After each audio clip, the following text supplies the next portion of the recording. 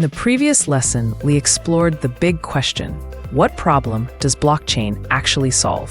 We learned how blockchain addresses trust, tampering, and centralized control.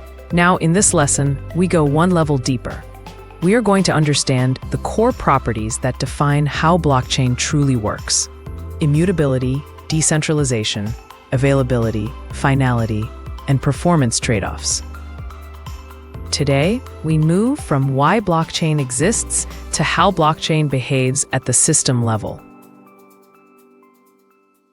Immutability is one of the most important properties in blockchain systems. It means that once data is recorded, it cannot be changed without everyone noticing.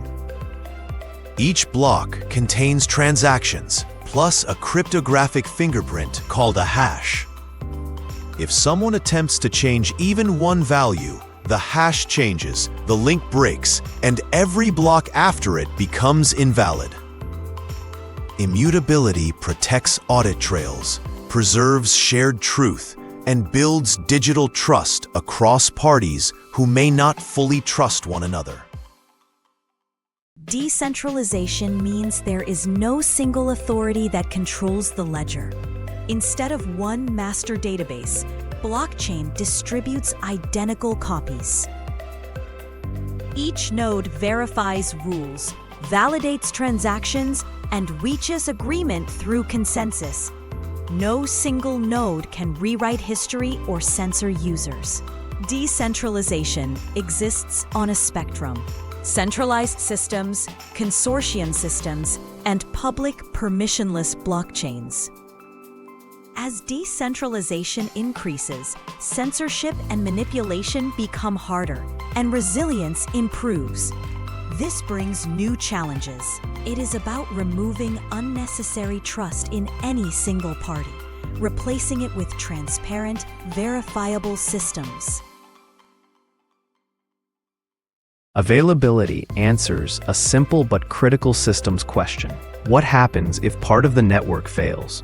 In a traditional centralized system, the main server is the single source of truth. If that server crashes, gets hacked, or goes offline, the entire system stops working. Blockchain approaches availability differently. The ledger is replicated across many independent nodes. If one node disappears, the others continue verifying transactions and maintaining the network. This doesn't mean availability is free. It requires redundancy, extra storage, more networking, and operational complexity. But the benefit is powerful. No single outage can take down the ledger. High availability creates resilience, reliability, and continuity, especially in environments where outages, attacks, or misconfigurations are realistic risks. Finality answers one of the most important questions in blockchain systems: when is a transaction truly irreversible? In traditional databases, administrators can roll back changes or restore backups. History is flexible, and sometimes that creates risk. Blockchain approaches settlement differently. In Bitcoin, finality is probabilistic. The more blocks that are added, the harder it becomes to reverse. Each confirmation increases security and confidence. In proof-of-stake networks, finality is often economic, as validators lock stake. Once finality is reached, transactions are considered settled, not just recorded. That reliability is critical for payments and trust. Performance is where most misconceptions about blockchain begin. Blockchains intentionally trade raw speed for stronger guarantees. They prioritize security, fairness, transparency, and decentralization, even if that means slower performance. Traditional databases are optimized for speed, very high throughput, very low latency, controlled access, predictable performance. They work best when a single organization operates the system and participants trust that operator. blockchain allows multiple independent parties who may not fully trust each other to share the same ledger without relying on one central authority.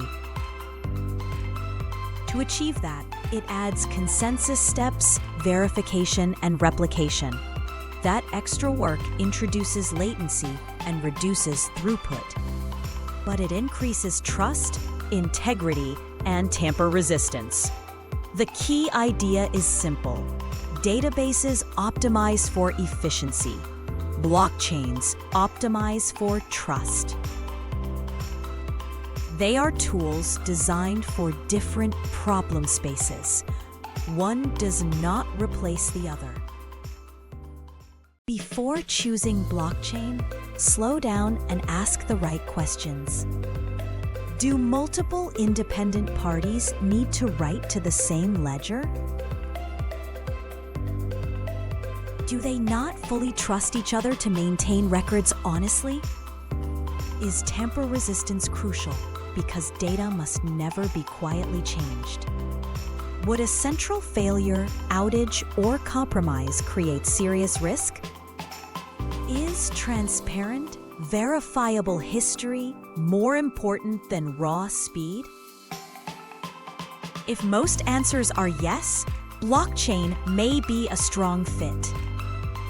But if there is a single organization in control, performance matters most, and trust is not a major concern.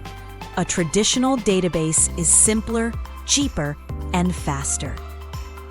Good engineering is not blockchain everywhere. Good engineering is choosing the right tool. Blockchain is not magic.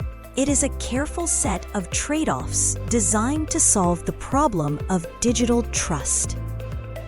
By understanding immutability, decentralization, availability, finality, and performance, you now have the foundation to evaluate blockchain systems intelligently.